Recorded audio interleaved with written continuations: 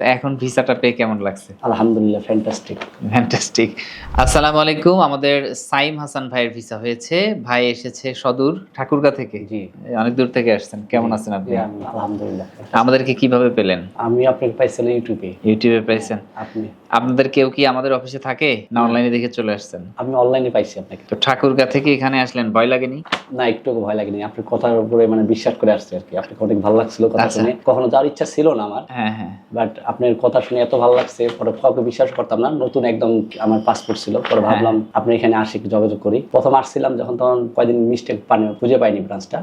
পরে কিছুদিন পরে বাসায় চলে যাওয়ার পরে আবার আরেকবার চিন্তা ভাবনা চেষ্টা করে দেখি। পরে আবার আসছি, পরে পাইছি। মানে আমাদের অফিসে খুঁজে পাইছিলেন না প্রথমে? এই প্রথমে একটু মিস্টেক হয়েছিল। কারোর সাথে কথা হয়নি? কথা হয়েছিল, অনেকে চিনতেছিল না। পাশে একটা ভিআইসি আরেকটা কি জিনিস ছিল, স্টুডেন্ট ভিসার ওইটাতে গেছিলাম। আচ্ছা।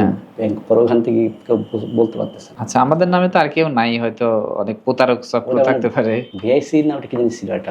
আচ্ছা আচ্ছা, তার মানে একবার ফিরে গেছেন, অফিস খুঁজে না পেয়ে আবার আসছেন, তাই তো? তো এখন ভিসাটা পেয়ে কেমন লাগছে? আলহামদুলিল্লাহ ফ্যান্টাস্টিক। ফ্যান্টাস্টিক।